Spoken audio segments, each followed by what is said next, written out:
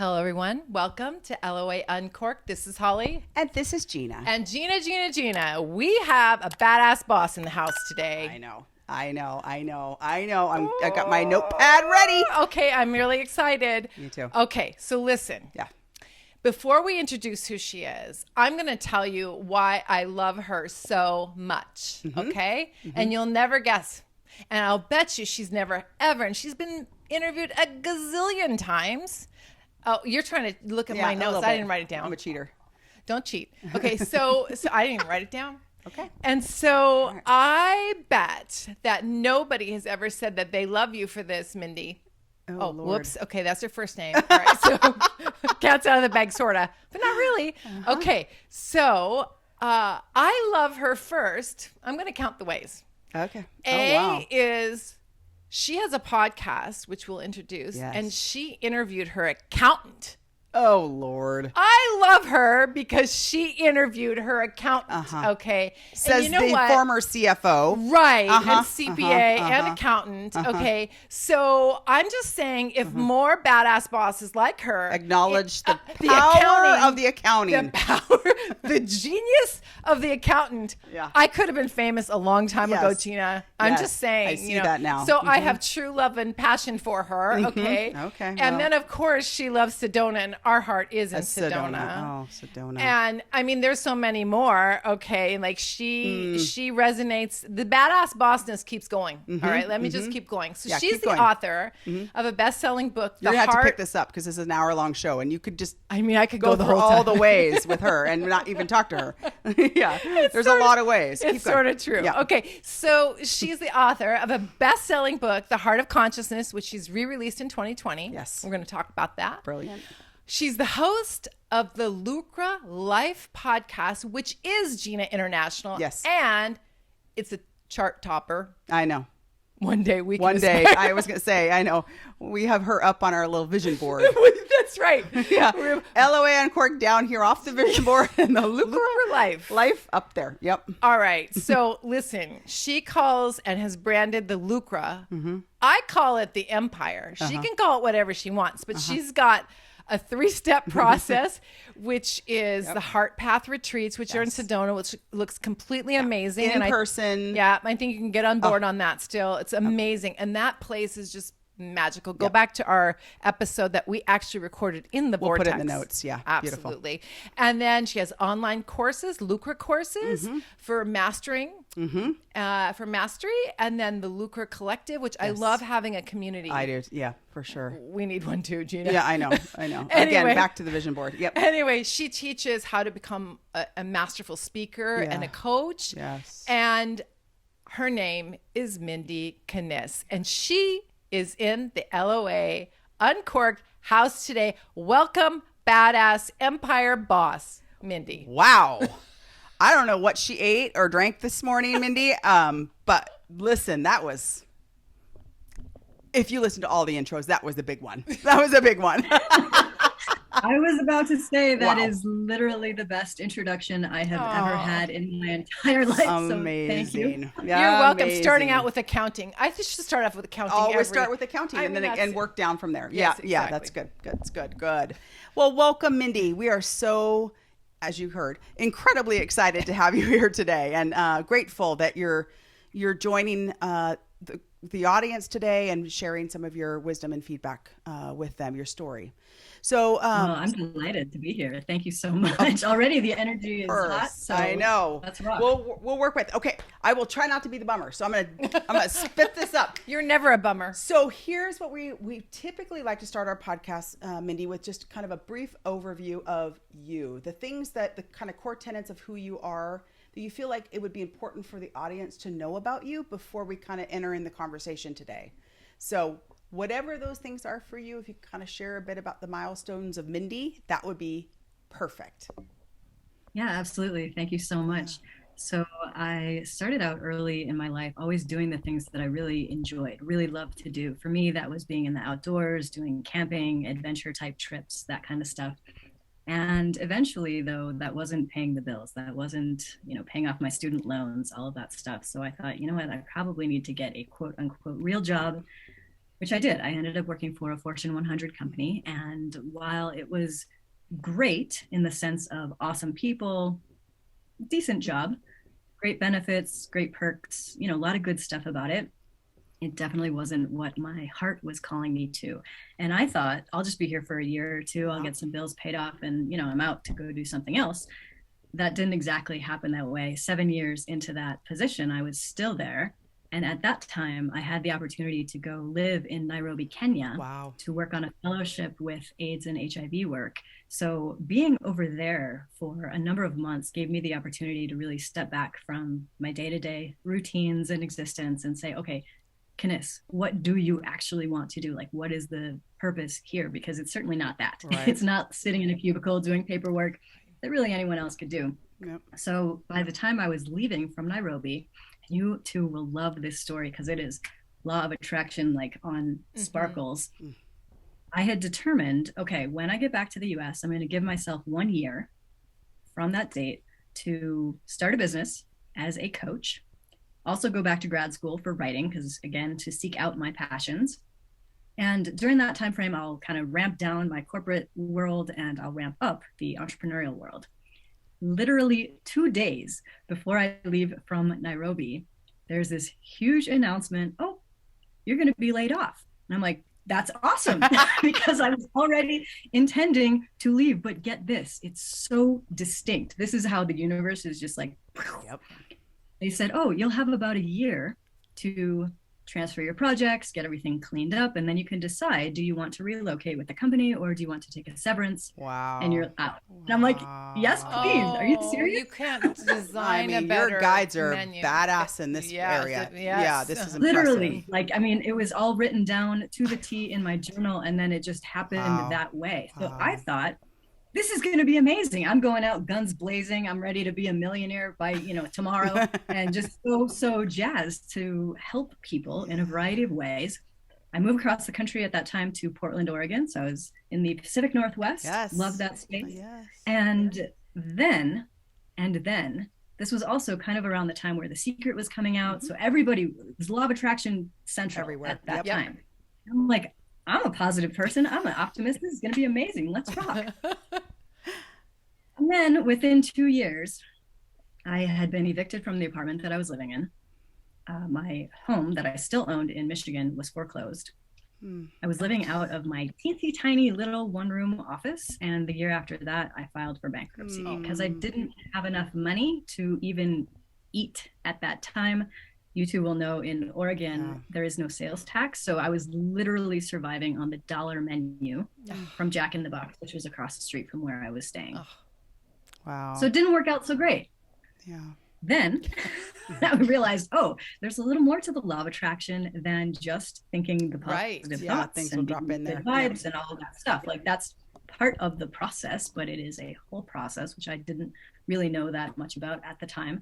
So I dove into learning everything I could about business, marketing, sales, etc. Mm-hmm. And what is still odd to me now is that's a lot of what I teach today, because at the time I didn't know a thing about it, didn't even like it, to be quite honest with you, but was able to build and grow.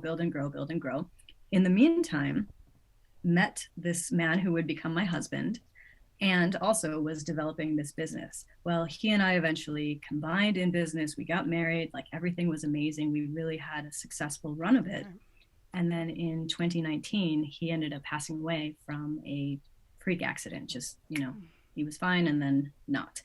So I think the theme of my story is getting back up and starting again, because I've had to do that now multiple times, whether it was a financial situation, a relationship situation, whatever it may have been. But it's like, you just have to keep going. Like that's what I have done and what I will continue to do. And that's always going to be my message to anybody else, is you just need to get back up and keep going toward that dream that you have.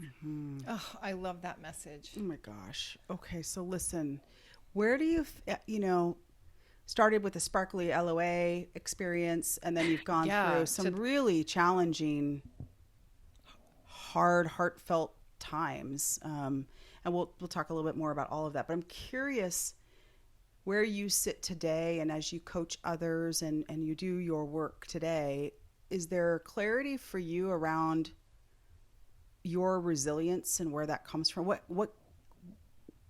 Where does the get back up time and time again come from? That's a great question. Yeah, I think it's twofold, and that's a great question. Part of it, I think, is just an innate thing. It's the way that I am, because I always have been that way. I'm overly optimistic. Obviously, when I was starting my business, I'm like, I'm going to be a millionaire tomorrow. Like, this is great.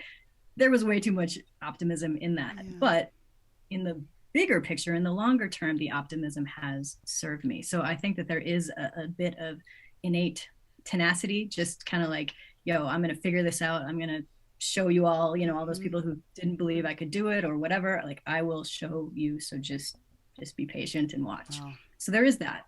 But I think the more important part, because this can be true for everybody, regardless of if you have tenacity or not, and that is the work that I've done on looking at heart intelligence, because the heart is ultimately the source of our courage. It's the source, it's where the soul and the spirit reside. And having done the work to figure that out for myself first, because I was like the brainiac kid that actually did terrible in school because I just didn't care. And I was always reading, always very, very intellectual, very logical, very rational. And I had to learn for myself, first and foremost, oh, that doesn't really work when you get into relationships or in any way in life, quite honestly. And so I did that first and foremost for me. And then I was able to translate that. Okay, now this is why it's important for y'all out there who are, you know, stuck in your heads and just going with all of that monkey mind chatter. Here's another way to do it. And having done that work myself for so many years, I credit that with how I could get through, especially my husband's death, because that was much more recent than the bankruptcy and all that financial stuff.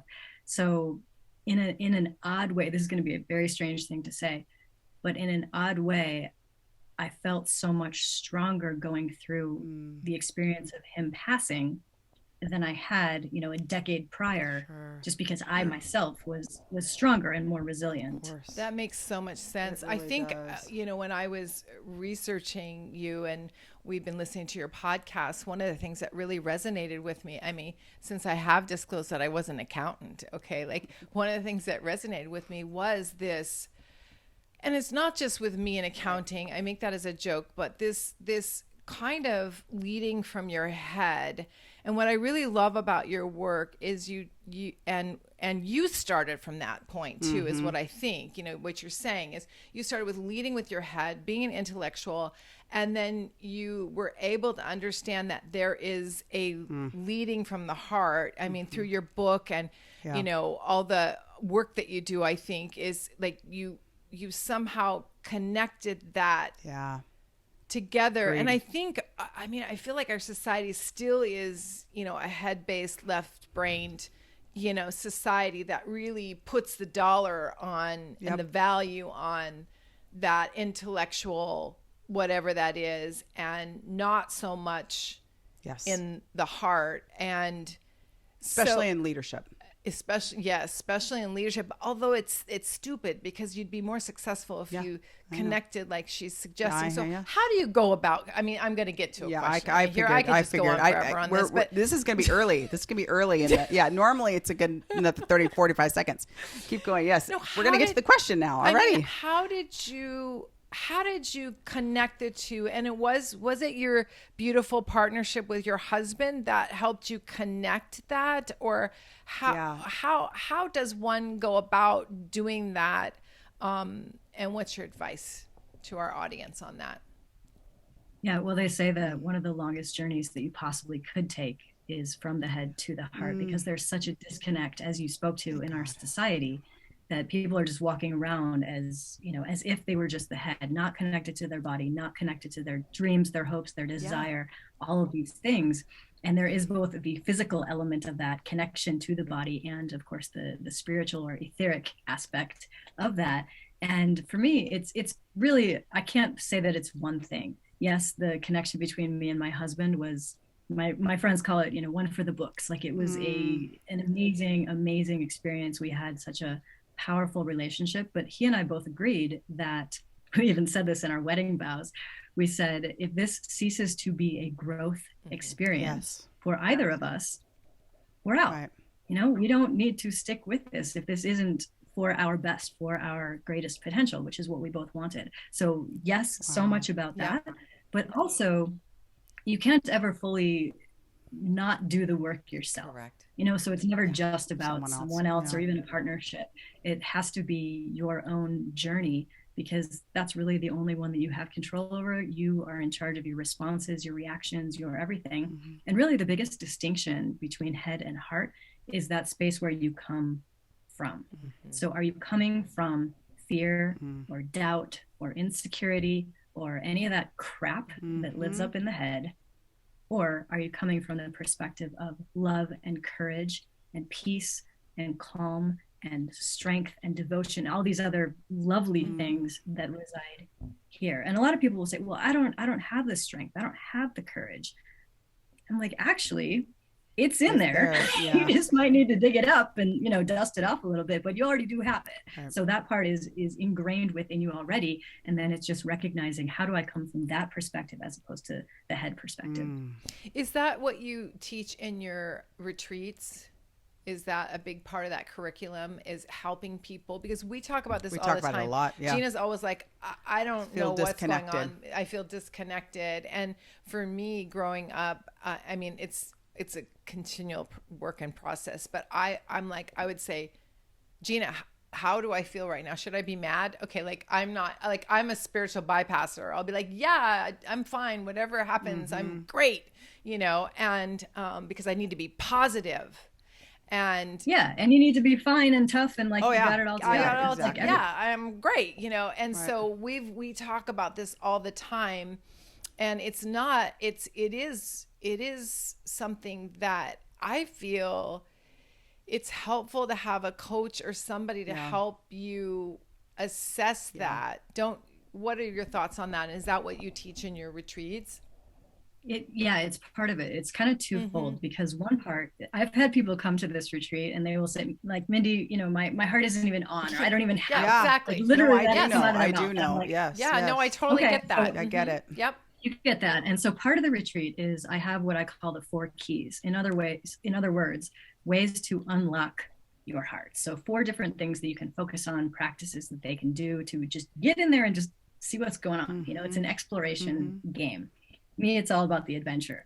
So the second part then is really, what is your purpose? What is your reason for being? Why are you here? So once you get in and you can unlock that and actually maybe listen even to what it's guiding you toward, as opposed to the head stuff, then it's like, well, okay, what do I want to do with my life? And then the whole concept of heart path, the reason I created it is that I believe that your heart is always guiding you.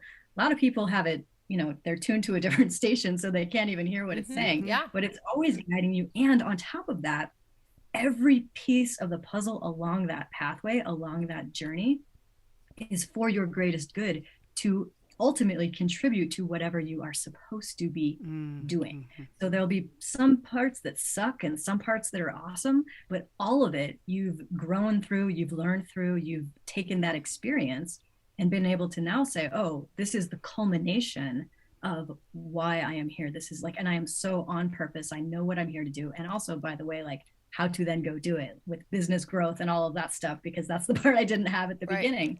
But it's really about looking at, like, truly your reason for being. What is the purpose of your life? And then activating the crap out of it to just be like, let's go. Like, life is short, as I know, because like I said, my husband was fine one day and then not here the next day. Like, you need to take the time that you have and do something so on purpose with it.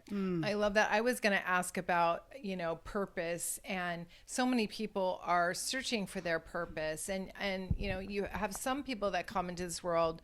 My son, he was always into music. And so we didn't know exactly what that path would be, but we knew, like, that's his thing. And then, there's others that come in. I was always searching, and we get a lot of those questions. How do you know what your purpose is? So by what you're saying is this engaging in your heart is the path to your purpose. And it doesn't mean necessarily an occupation, does it? Or it could just mean, is it the essence of when your workshop participants come out of there,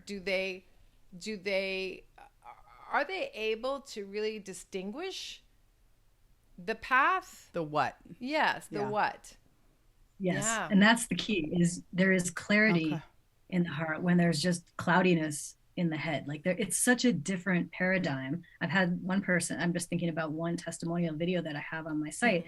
She says, like, this weekend was a paradigm shift for me, because that's literally what I'm teaching them to do, is like, stop thinking with this, because that's not really getting you anywhere. Yeah. Yes, it can get you some stuff in the outside world. You can get the right job, the right whatever. But in my case, like prior to my husband, everybody that I dated was a perfectly nice guy. Sure. And like all the boxes could have been checked. Right. But really, I wasn't that. It wasn't like the right fit person for me. So it's like you have to go beyond the checking the boxes to really be able to activate your life purpose and to then creatively express why you're here. So, and you can say no to, any part of this question, but oh, please, I'm happy to talk about anything. But just wanted to spend a little time on the passing of your husband and Sean. And, you said earlier that, you were so much stronger than you were in that crisis of your life versus, the 10 years prior with, the financial challenges. And yet I would think that his passing is such a much bigger impact to your heart and your life than a financial. I mean, that's impactful too, but much bigger. So I'm just curious, on our podcast, we talk a lot about guides and angels and things, people, and, that the soul lives on, and our philosophy, the soul lives on. And so I'm just sort of curious kind of what you have learned from that for yourself in terms of heart, spirit, what you know about yourself that would be really helpful for our audience to hear. Yeah, one of the things that, and I talk about this at Heart Path, but it totally relates to your question, is I talk about how you hold on to anything in life. Now that could be a person, a relationship, it could be a job, it could be whatever, anything. And there's two ways essentially to hold on to something. There's either this way, which is like a chokehold, just cutting off the life force of that. That's one way to hold. And a lot of people do because they're scared to let go and they want that thing. Or you could just open up your palms and go palms up and hold something like this. And with our relationship with each other, in our love and our romance, we held it like that too. Both of us thought, you know what? If there's ever a time where one of us wants to go for whatever reason, let the other help pack the bags, right? Like, we are not holding on to this thing as like, you have to be with me, because that's not love. Yeah. That is being close to love. That's codependency. That's something else. And it comes back to that in his life and in his death. For those of your audience that don't know, he had a very severe disability. So he was in a wheelchair. He was very short stature. He had osteogenesis imperfecta, which is brittle bone disorder.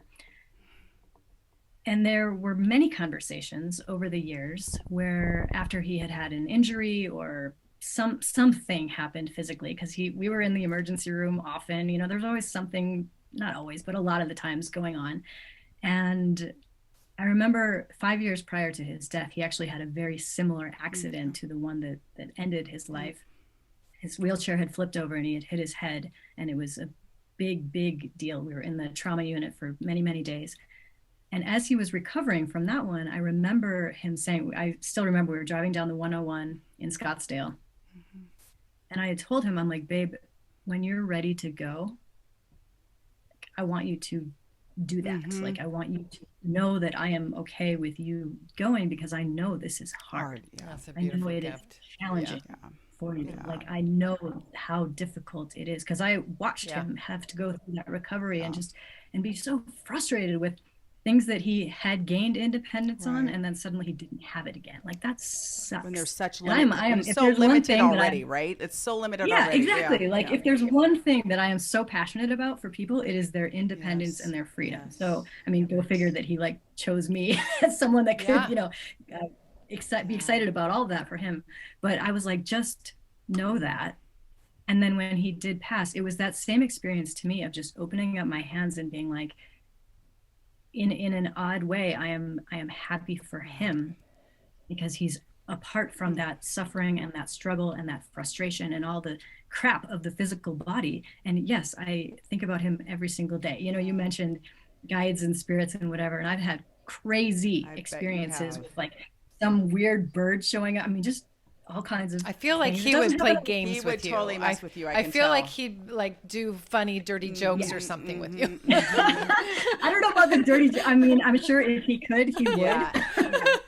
He's learning. He's practicing. He's practicing. Yeah. No, I soon. love that. That's you know, beautiful. I feel like you guys are a powerhouse couple, and you started your podcast, the Lucre Life podcast together, which is beautiful. And I love that. I feel like, you know, you guys talked about money in such a way that I think you got some shit. This is another reason why you guys are both badass bosses.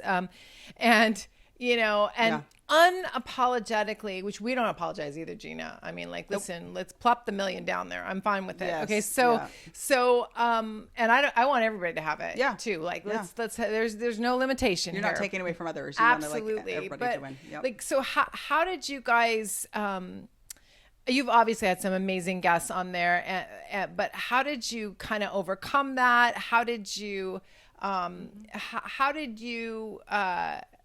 you know, blaze through that and become so successful with your podcast? You know, we had, as much as we were in alignment with a lot of our belief systems, we also had very distinct backgrounds and different beliefs. And I don't know if you've heard these specific episodes, but I just remember him saying, you know, whereas I would have earlier on been much more hesitant to talk about money or even to put my big dreams and hopes out there, he was like, he wasn't. Yeah. Yo, I don't have time for that. Yeah. Like, I mean, I think he always knew that he wouldn't have a long extended life. And so he was just like, hey, I want to make all the money I can right now, and I am not going to hesitate in doing this. That being said, he did have some steps along the way where he had to get through. And I think most of us do. I'll give you one example. He was charging whatever he was charging for a one-on-one consultation way back in the day. And it was something great. Like, it was like $500 or something, which compared to what he was charging later was, you know, minimal. Yeah. And the person that he was on the phone with, I don't know if the phone cut out for a second or what happened. And the guy says to him, oh, 5,000? And Sean was like, yeah. And he goes, no problem. Where should I send the money? And Sean was like, what? I love it. Like, I only charge $500 and this guy's paying me 5,000. So like, it does happen to all of us, those steps along the way. And it's always exciting when it does, but then you grow into it because your world has evolved, your consciousness, your wealth consciousness has evolved. It's gotten bigger. So then your container that you can accept stuff into becomes bigger. And then it becomes the norm, and then you're ready for the next step. Oh, I love that. And I do think that, like, I heard that, you know, he was always making money from when he was a kid. Even like, young, He was laserly focused, and maybe you're right. It's like, I don't have time to waste, so I'm not messing around here. But I mean, like, how do you get to $1 million? Like, what is that mindset? And one of the things that I thought was controversial that you said, and I scratched my head on this one, coming from Tacoma, Washington. Just you're going to know what I said, Jeanna. I don't know. Yeah. Surround yourself with people who have money. And I was like, good luck on that. Yeah, okay, but anyway, so, and then you guys talked about that as being one of the things. So maybe you can just talk to, like, how do we get our mindset around? I didn't start, you know, babysitting or, you know, when I was young and making money and, you know, books on tape when I was little and all the things that some kids are just more lazily focused on, but we're still lazily focused on having a good, comfortable life that we can share with other people. And that means you need to have some abundance, not just in money, but specifically we're talking about money right now. Right. For sure. Yeah, it's so true. What you're speaking about, you know, I definitely had that experience. Actually, Sean and I had a conversation about it because when he and I first met, and I was still in my money struggle experience, like big time, he said to me, or no, it was, I said to him, I was like, well, Sean, nobody in Portland has money. Yeah. Because to me, to my Right. little tiny microcosm of the universe, I was in grad school. We were all starving writers, and like that was cool, right? Right. Like you weren't supposed to have Right. money as a writer because then you were going to ruin your creative What are you going to artistry. write And about? Right? Yeah. exactly, like Exactly. we had to struggle, we had to go through it. Exactly. And so I said to him, you know, nobody in Portland has any money. And he just, in his typical way, he would be like, Mindie, Brendan Burchard lives in Portland. Mm-hmm. I'm like, oh, well, maybe he has money, but nobody Yeah, the I rest know. of them. else Yeah, does. yeah. What I realized Yeah. from that experience is like, that is my story. That is, yeah. And is it even true? No, Yeah. it's not Yeah. true. So first of all, not true. Second of all, can I change my story? If it's just my version of this reality, can I change it? Yes, absolutely. And Holly, to your point, I've had so many people say things like, well, I don't know any millionaires, or I don't know those people, or like I'm not friends with them like you are, Mindie. Well, you know what you do have access to? Books. Mm-hmm. And people write down their thoughts and their observations and all of that stuff in books. So even if you can't afford to buy the book, you could go to the library, you could go to the Google, Mm-hmm. figure out these people and really get to know how they think. Because one of a huge aspect of just psychological change is modeling somebody that has done the things that you want to do, or that is the way that you want to become. Mm-hmm. So if you can get their inside workings, if you can understand how they think, why they do what they do, not just what they do, but like what is the thought process behind it, that then you can start to implement in your own life. And you can get that literally from reading a book by whomever you want to use as your, you know, model type person. Right. Well, and that's the one thing, you know, that we have been experiencing, because we're corporate girls as well. And without that structure, you know, when you're doing something entrepreneurial, or, you know, there's, like I said, not a framework for it. So, by doing exactly whether you find people, you know, people, or whether you can read books, or, investigate, do the Google knows a lot of stuff, a lot of stuff. It gives you some framework to work from. You know, it does give you the breadcrumbs that, you know, a corporate structure provides. Not the assurance of a corporate structure in terms of, you know, regular paycheck and that kind of thing, but it does provide you some roadmap, because very few people have a great, I think this will change in 20 years. I think this will be a completely different statement, but I think our vintage anyway, there weren't a lot of entrepreneurial people. The people that I knew, family, friends, and our family, there weren't a lot of really entrepreneurial people that's making their way that way and being successful that way. So I do think that's a great way. You know, we all kind of will do better with some breadcrumbs and some good modeling of what it looks like. I really some think great example. I think so, Jeanna, and I think that's brilliant, Mindie, because, well, it is just brilliant. Yeah. And I'm going to pull that back to what I know from very highly successful CEOs and Fortune 500 companies. And I mean, most of them are men, but it's not entirely true anymore. But they always have other successful Fortune 500 as mentors. Yeah. I mean, literally. I mean, they go and meet with them, and this is a normal occurrence. And you hear a lot of stories. I listen to a lot of podcasts with a lot of stories of people, male, female, all kinds of people rising up, and that is one of those things that I hear time and time again. There's like mentors. So what you're suggesting, Mindie, and what I wanted to pause on is that you don't have to have that Fortune 500 mentor. You can use the resources. We have a lot of resources, and a lot of them aren't expensive. You can do that on your own and achieve the same sort of thing. I think that's really important. Yeah. Yeah, no, it's great if you do have that person. Yes. That's awesome. I was just, as you were talking about that, I'm thinking my mentor, it's always great to have someone who one believes in you, you know, recognizes something in you and is willing to support you and work with you, but also can just show you the possibility. So I had my mentor on one of my programs for my customers, and we were talking about how he sold like $90 million of courses. Now, to me, like, Wow. I'm nowhere near that. That's Like, a I've lot. not sold $90 million. That seems like a lot of courses. work. Yeah, well, yeah, I mean, but he also has a lot of time, etc. But it always is pushing me to the next level, showing me what's possible. So having that person, you know, like I said, if they are in your life, that's fantastic, and tons of gratitude for that. But you can certainly start without that. Absolutely. And that's a big part of manifesting too, is changing your own story and honestly having a real life example actually helps you shift it. Oh, for sure. For sure. Yeah. What have you found, Mindie, in the work that you've been doing? You know, I mean, and we didn't even list, you know, she's got a master's of fine arts. She's a PhD. I mean, she's won an honor for her humanitarian work. I mean, she's an actress. Like, I don't know when you sleep. It's pretty impressive. I mean, I sleep a lot. Let's just be clear. I sleep so much. Sleep is like a high priority to me. It's impressive. Like it. Yeah, the organization you've built. Empire, but also Jeanna, Empire. Thank you. Yes, Empire. You have the to Lucre rebrand Empire. all of that. Yeah, the Lucre Empire. Yes.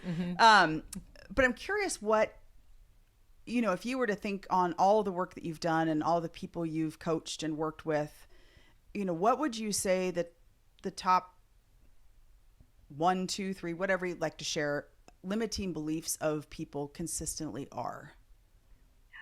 Oh goodness, there's so many. Is there like a theme or the one that pops out the most? Yeah, one of the things that I hear all the time is having too many ideas, too many pathways, too many options. This might apply to you, Holli. Yes. Holli's always got like, a ton. I love this, and I want to do this, and I want to do that, and what? Like, too many choices, which then just leads to paralysis, you know, of the analysis. Like, it just doesn't help. So one of the things I always recommend to anybody that's experiencing that is just pick something. Pick something and begin that process. Now, as you work forward in that, you then will have a different perspective from where you are now, right? So you may see things differently at that time. You may be able to say, this isn't not really what I want to do. I want to go that way, or I want to do this other thing.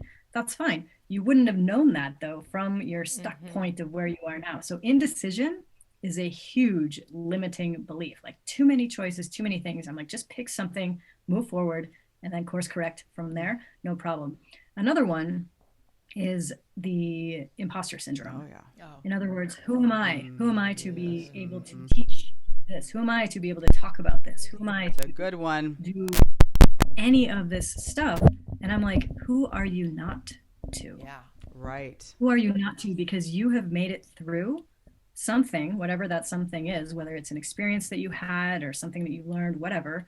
You've made it through something that other people are currently, right now, struggling to get through. Right. You then become the shining light at the end of the tunnel saying, this is possible. I had that experience after Sean passed away, because I would look to other people that had lost a spouse and had then gone on to either write a memoir about it or do something. And they just continued eventually to live their life and do their things. And I'm like, I know this can be done. Right. Yeah. So looking at that. So when, you know, getting over your imposter syndrome is huge, because people always are comparing themselves against people they see as higher or further along than them. Right. I'm like, no, turn around and look back to where you were. You have come such a far way. And those people who need your help, they're back there. Like, they're still on that earlier part of the journey. So you actually are way advanced compared to those people that would be your customer. No, it's a big one though. It is a big one. I understand that one too. I understand all of them actually. No, yes. So you've had some amazing guests on your podcast. Did you hear any advice or something that really took you and gave you the biggest aha moment? I'll tell you the one that ruined my life. Oh yeah, I love that. Wow. Okay, I want to make sure I hit that episode. Yeah, no doubt, right? Yes, for sure. And I have told him this before. So Chris Voss, he is a well-known FBI negotiator. He wrote a great book called Never Split the Difference. He's a great guy, dear friend. He's on Fireside too, the app. He said on our show, he said, you will never rise to the occasion. You will fall to your level of training. And I'm like, what are you talking about? I'm amazing at rising to the occasion. Like I said earlier, I'm a huge optimist. Sometimes I'm overly confident in that. But he's right. Like, you fall to the level of your training. So being able to Now, this does not come naturally to me, just to be clear. Being able to be methodical and get your reps in on whatever it is that you're doing, whether it's creating content or coaching somebody or making a podcast, whatever, getting your reps in, then when something happens, you will fall to the level of your training. You will not rise to the occasion. I was like, Chris, I hate that, but it's true. That is a negative way to say it. Okay. It is a negative way to I'm say it. like, okay. That's just like an FBI person might say. I know, Yes. right? Okay. Like just interrogate me, huh, Chris? Okay. So yeah, well, it's kind of like the 10,000 hours of, like do your reps is, put your time in. Put your time in. Yep. Learn, be ready. No, I get that, but I do think we can rise to the occasion. We can pray and rise to the occasion, right? Baby. I know. I'm like, I think I do a pretty decent job. I think so for sure. But I also believe that he's correct. Yeah. Okay. Well, Well, we're getting our reps in with Mindie today. We are.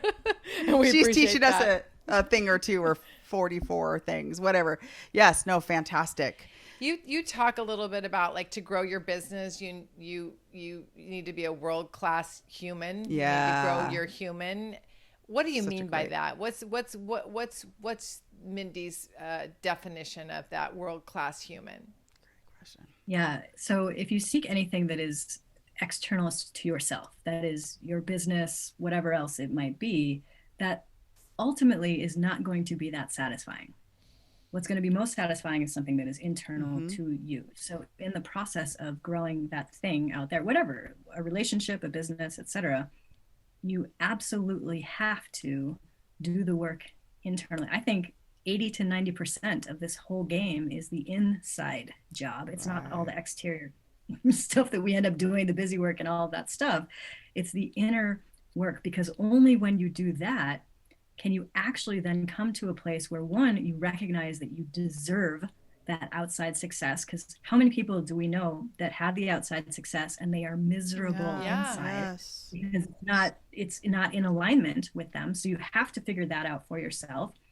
And by growing yourself, like, who's the one who's responsible for the business? It's you. It's only you. So you have to grow yourself to be able to grow your business. So I actually use that phrase in everything that I'm teaching. I'm like, if you want to be a world-class coach, you need to become a world-class human first. If you want to become a world-class trader, which I now teach trading, which is so like random, but I love that too. Oh, wow. So you have to be a world-class human first. Anything, speaker, business person, etc. Here is the biggest work that you have, like, of all of the various tasks that you need to do. I love that. I think your podcast really showcases that too. It's not just about money. It's really about, connecting, well, in your book, connecting the heart with the, or the mind with the heart. Yeah. Thank you. So you've written a best-selling book. Can you talk a little bit more about the book and maybe what your intent or goal or hope for that body of work was? Sure. It actually was kind of a random thing that I did, because when I was writing my dissertation, I did a lot of research on heart intelligence and all of that, the consciousness of the heart. And the book essentially was just a modified, shortened up version of that research that I did. So really, I just want to put that information out there, because everything is about mindset. And yes, that is crucially important, but it's not the only piece of the puzzle that needs to fit in to have this abundant and just really honestly exciting life. So I want to further promote that. I'm actually the book I'm currently working on is called Heart Path, based on the retreat and the teachings there. So that's going to be more like, there was a lot of science in that first book and just some of the details around the research and that kind of stuff. So it may or may not appeal to a lot of people that, they might not care. But Heart Path is more about how to then integrate all of that stuff into actual life and live it, so that you are experiencing it on a day-to-day basis. Wonderful. What's your PhD? What was your PhD in? It's in metaphysics. Oh my gosh, I love that. Okay, incredible. Listen, Jeanna, Mindie has inspired me. Okay, all right. I need to rebrand something. See, this is why the list of things that she's super interested in is long. It's very long.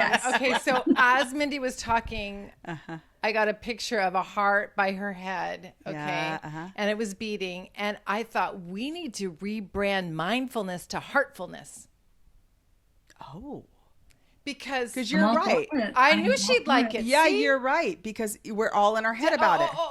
No. Pause right there. Oh, Holly, you're right. You're right.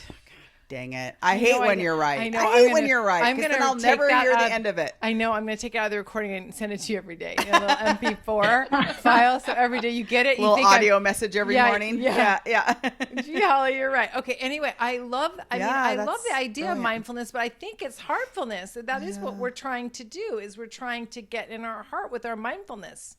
Well, even mindfulness. Can't we call it what it is? Ultimately, heartfulness. It is that. It is that. I talk a lot about, mindset, but there's also heart set. There's also soul set. It's like, where is this space that you are coming from in all of those various things? And if you're just focused on the brain, like I said earlier, that's one piece of the puzzle, but you're missing out on a whole lot of other stuff. Right. I would assume that people that are very brain focused aren't leading the most joyous life that they can. Correct. Because you're not connected in the way that your heart, I'm going to use your words then, your heart path is guiding you to. Yeah.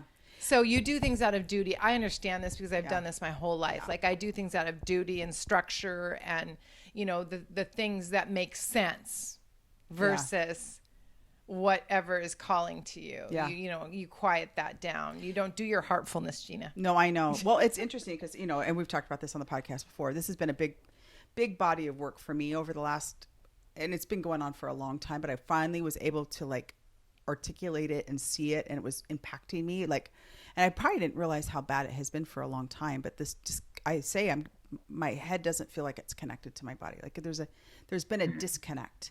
And I still have lots of feelings. I'm still empathetic. But as I've been working through it, one of the questions I was asked was so where do you feel things? Like, what's in your heart? I don't feel things there. I don't. You need to find one of her 4 keys. I know. I need keys. I need my, or maybe all 4. I thought she said 4. I might need 4. I might need 5. I might need 7. I'm not sure. I mean, she may need to get a whole nother. She might have to come up with a new key. Yeah, but, I know. Right. But to lock this cold HR heart of mine, she was the director of it. She is the director of HR. Yeah. So cold. When I feel something, I feel it in my head. Like, it's a thought I have about how that feels. It's not a physical feeling. Well, then that can't be a feeling. Is that a feeling, Mindy? Yeah, I'm asking. That was my question. I'm sorry. That was exactly my question. Okay, well, I'm glad I took it out of your mouth. No, that was good. Okay. Yes. So, can you feel with your head? It depends on your definition of feel. Right. I don't want the people who are all about the semantics and everything to be like, oh, but yes or no or whatever. Here's what it comes down to is always, what are you experiencing? Right. And just noticing what you're noticing. And I would suggest that if you do more and more of that practice of just tuning into yourself, because I'll give you an example. There is a woman who has come back to Heart Path, I don't know, maybe 3 or 4 different years. And the very first time I do this meditation with them, bring them, out of their head into their heart, at least that's my intention. And then I ask them to share their experiences. And she said the first year she was like, yeah, I got nothing. Blackness, nothing. And I was like, okay, that's cool. Yeah. Like, if that is where you are at and that's what you're experiencing, awesome, perfect. And then every year subsequently that she was back, it transformed so much more beyond that, so that she now, I would say, and I think she would say this too, is that she is able to truly connect in and understand and feel truly, not just the thought about the feeling, but the actual experience of feeling it. Yeah. I love that. It was like a lotus flower. Every petal would come out every time she'd go to your retreat. And then it was just the bloomed flower. It's a bloom. I look to be a bloom flower someday. A bloom lotus flower. Yeah, I'm getting there. But yeah, no, it's so fascinating. I mean, and I hope I don't come across as some heartless person. No, I don't feel that way at all. I mean, but it's interesting that I didn't realize it for so long. It is, we get in this very, focused sort of way of doing our life that you sometimes don't even realize how far you're straying from you. Right? Like, you're just, I have a great story to illustrate exactly what you are talking about. Please. So this was way back before I knew any of this stuff. And I was in corporate America at the time, and I had this huge, just significant pain in my neck, so much so that I ended up missing work for a few days. And I'm like, what is going on? I've never had any problems like this. So I ended up going to a chiropractor. They take all the x-rays, they do all the things. They were basically laughing at me by the end. They were like, Mindie, there's a good reason that your neck is in so much pain right now, because your head is too far forward from your body.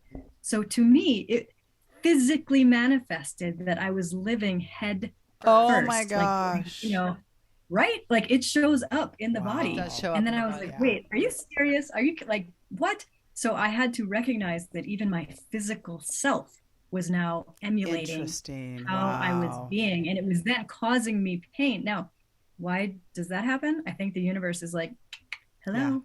It probably showed me a million other more subtle examples of that, but I was either not paying attention or just didn't want to know or whatever, until it was like, you actually can't physically go to work because you're in so much pain. Finally got through my thick skull to get my attention. And then it was like, okay. That's a beautiful story. Yeah, no doubt. Dismiss nothing. Okay, because I was always like that too, and now I'm like, I will analyze everything, and if there's anything repeating, I'll be like, okay, I need to take notice. Okay, even if it's subtle repeating, I try to. I call that the nudge. Like it's like the universe nudging you, and it starts really, really small, and then if you don't do anything about it, or you're just not open to it, it's going to get bigger and bigger and bigger until it's like, so you cannot ignore it. Yeah, you cannot ignore it any longer, right? No, I love that. I love that. It's okay, fantastic. See how many reasons why I love her? I know. They're growing. I know. And I do want all of our listeners to go listen to the accounting episode. I want that to be the hottest episode they've ever created. Better than Chris Voss. Holli, I have to tell you about my accountant, though, because you brought this up. Is he single? He is. But more importantly. No, there's nothing more important than that at this point. Accountant, single, right at the same top. They're top billers for Holli. Yes. He is a stud. But let me tell you why he's a stud. Sean and I used to talk about this all the time. We always felt so lucky and blessed to have these type of people in our lives, because he is an example. So our CPA, also our wealth manager, like just different professional people, we end our conversations with, I love you. Like, I love you guys. See, that is why you love my accountant. I literally just texted him about my taxes because they, were recent, and I was texting him about that, and he just writes back, I love you. Oh, it was funny because I did hear you guys talking about him. I thought, why? Nobody loves their accountant, do they? Okay. I do. This is so strange. I love her. Okay, I know. I was like, and the feeling is mutual. I know. He loves her too. Yes. Yeah, that's amazing. That's the best story. That is how, that's Jeanna what and I talked critical partnerships should be. So we talked about we're corporate girls. I've been an executive, I don't know, my whole life. And so is she. And, years and years and years. And we were saying that and of course we're doing the podcasting, and we said we've never felt more supportive. So we end all of our communications with bless you, love you, hugs and kisses, whatever it is. XOXO, There's always some like, I see you. And she was always saying, we don't do that in corporate America at all, but I'm happy to hear, hang on tight to that accountant, because that is very. Otherwise, Holli will. Yes. I operated 9 years as a CPA. I never told any of my clients I love you. I'm afraid they would have taken it a little too far. Perhaps. No, I think that's to be the right context. Yeah. Exactly. Yeah. Yeah, I think I do think that's how you're with the right people, right? Yeah. That is. I love that. Incredible. Surround yourself with good people. I love that. That's a great piece of advice. Yeah. Yep. So, Mindie, is there any other bit of information, anything about yourself, any other words of wisdom that you'd like to impart to our audience today? You know what? I've been talking a lot with my members recently, the folks in my entrepreneurial group. I've been talking about the embrace or the hug, and how to think of your business as that. So when one of the guys this morning, I do a live Q&A with them every week. One of the guys was saying, well, I kind of want to start doing this other thing, like a different topic. I've coached on this, and now I want to do this. Like, how do I integrate? What do we do with all this? And my theory is you just kind of like open up the embrace a little bit wider, because all you're ever doing when you're talking to a prospect or a customer or anything like that, you're inviting them into the hug that you are offering. Now that hug could be, you know, whatever it is, what your product is or your service, but thinking about it like an embrace and just being able to expand that embrace to encourage new people or different people to come in. I really love that concept because it's a completely different way of thinking about what we're doing here, you know, not just about making money, not just about like building my business. It's truly offering something of yourself. You know, when you hug somebody, you're part of that. So it's offering something of yourself that then is so beneficial to someone else, and you're just inviting them into that fold. I love that on so many levels, from that standpoint and from the fact that it's not different. It's inclusive and there's that's so beautiful. Thank you. It really is. And you know, I think if you're doing something that you love, you know, your clients, your work, the effort, it should feel warm. It should feel like an embrace. It should feel like there should be that much care, I guess, in the work, right? And so, and you hope that people feel it too. And that's what keeps people in your hug versus someone else's, right? Yeah. Exactly. That's right. Yeah. Oh, I love that. Mindie Kniss, we are so happy that you're here with us today. Yeah. We want to know, we'll put it all in the show notes. Where should people get in touch with you? Yeah, thank you for that. It's lucra.com. Everything is there, lucra.com. They can get to everything else from that one destination. Yeah, it's a fantastic website. Beautiful. And absolutely wonderful podcast and book and everything. So thank you so much for sharing yourself, your gifts. It's truly a blessing. The story of your empire, the story of your heart, story of your husband and your great partnership. It's incredible. It's beautiful. So, thank you. Ladies, this was awesome. Thank you so much. Thank you. Blessing to have you. Yeah. Take care. Bye everyone.